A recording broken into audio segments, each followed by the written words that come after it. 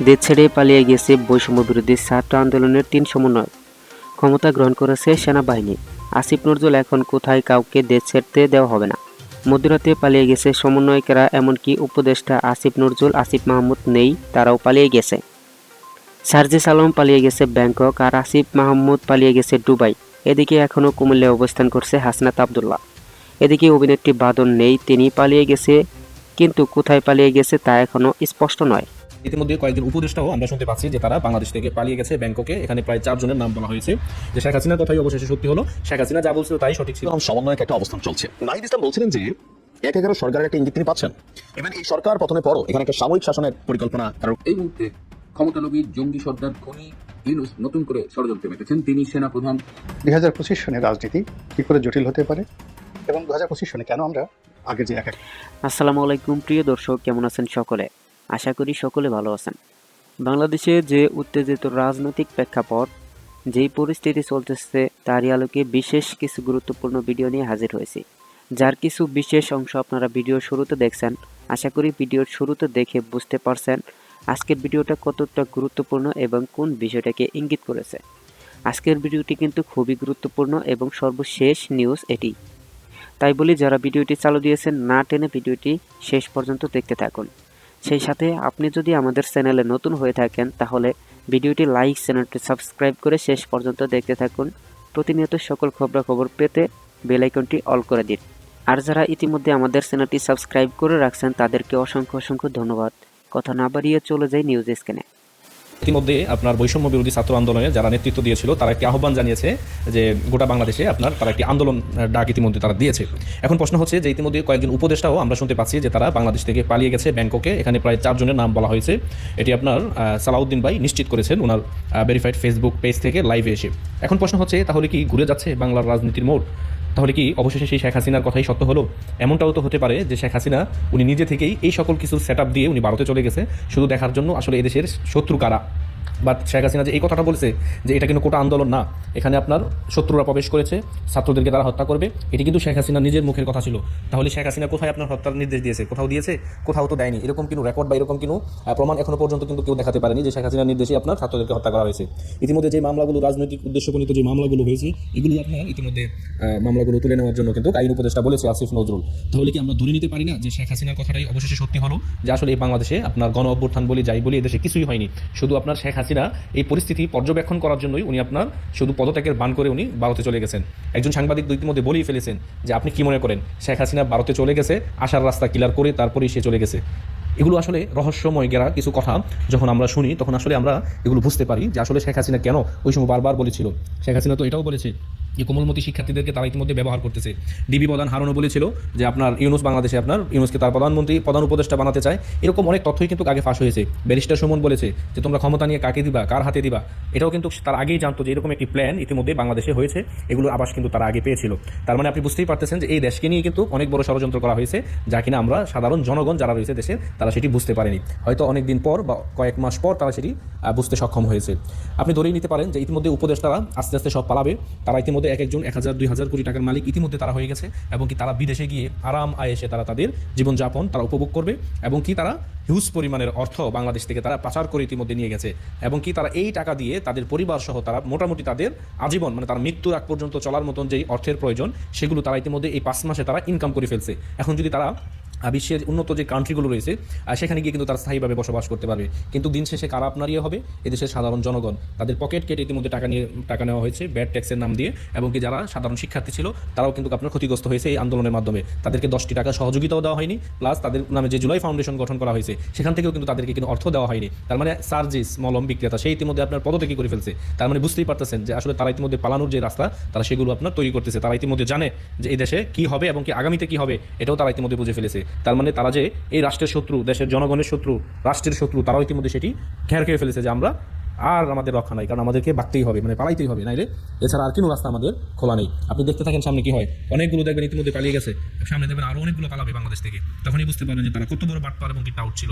এদেশের মানুষের মন নিয়ে তারা চিনিমিনি খেলছে, জনগণের আপনার ইমোশনকে তারা কাজে লাগিয়ে তারা আজকে হাজার হাজার কোটি টাকার মালিক হয়ে গেছে। এগুলো সামনে দেখেন না কি হয়, তাইলেই বুঝতে পারবেন যে শেখ হাসিনার কথাই অবশেষে সত্যি হলো। শেখ হাসিনা যা বলছিল তাই সঠিক ছিল। ইউনূস নতুন করে ষড়যন্ত্রে মেতেছেন। তিনি সেনাপ্রধান জেনারেল ওয়াকারকে দায়িত্ব থেকে সরিয়ে দিয়ে সেখানে তার 100% অনুগত একজন জামাতি লেফটেন্যান্ট জেনারেলকে সেনাপ্রধান করতে চাইছেন।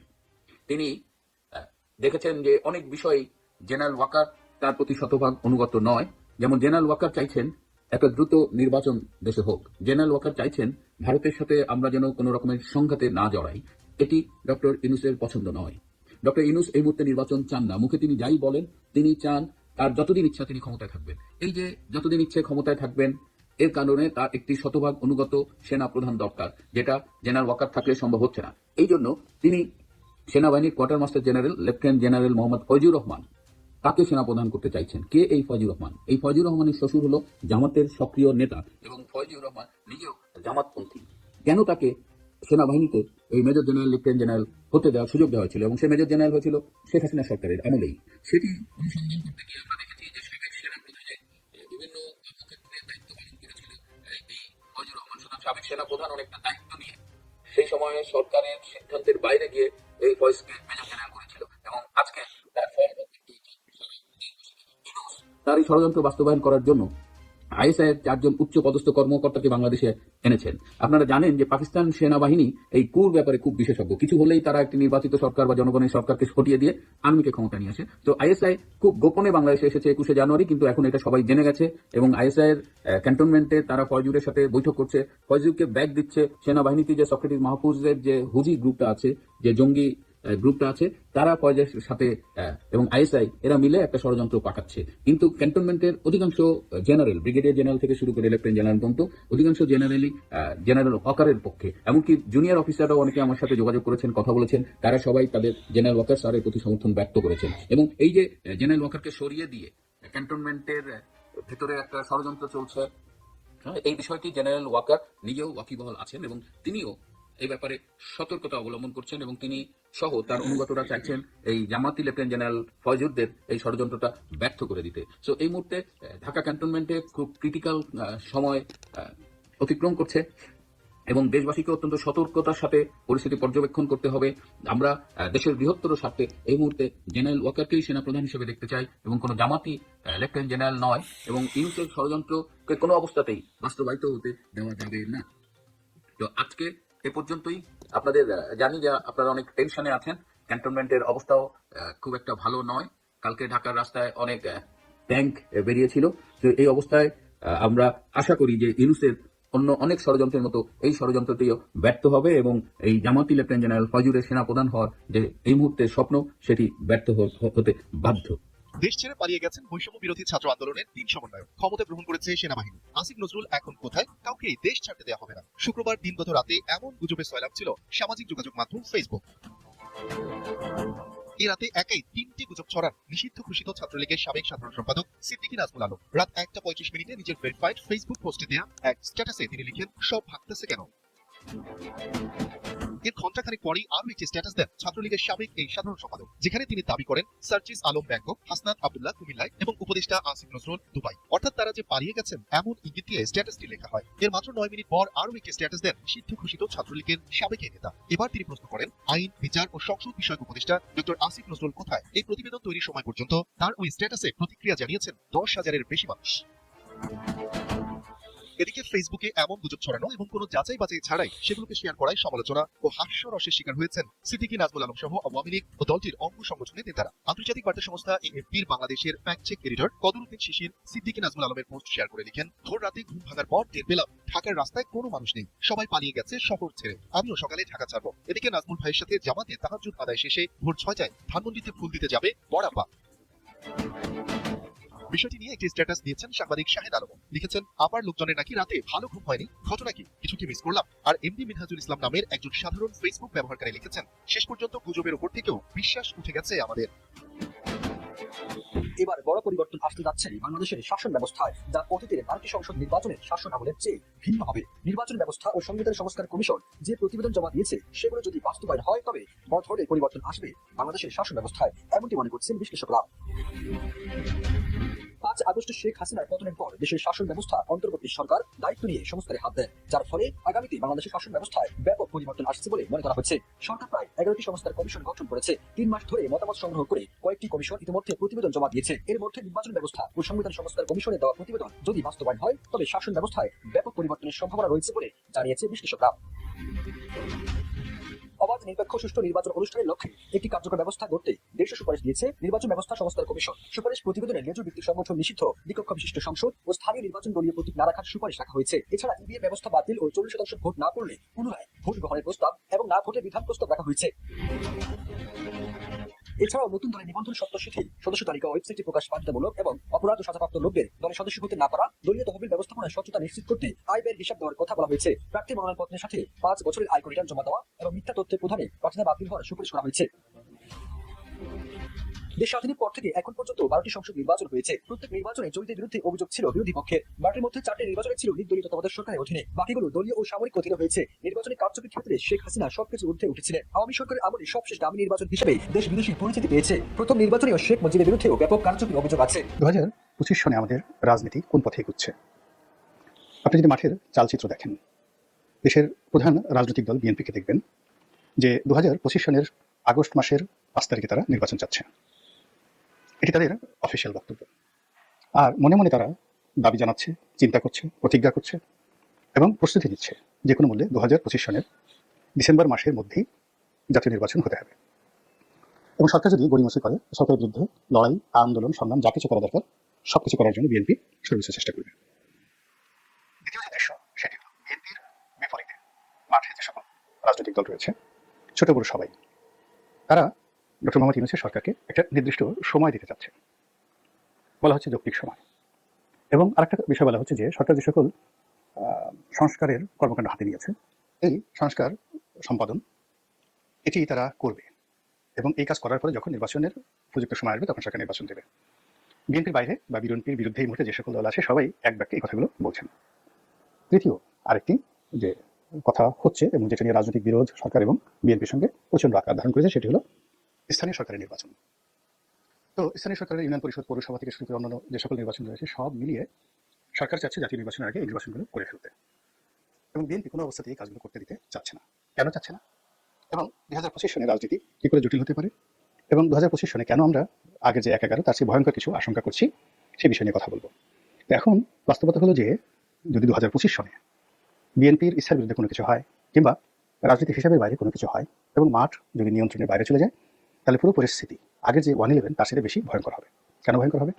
প্রথমত হলো যে 11 সময় আওয়ামী লীগের যে দুরবস্থা ছিল তার চেয়ে এখন আওয়ামী লীগের দুরবস্থা 1000 গুণ বেশি।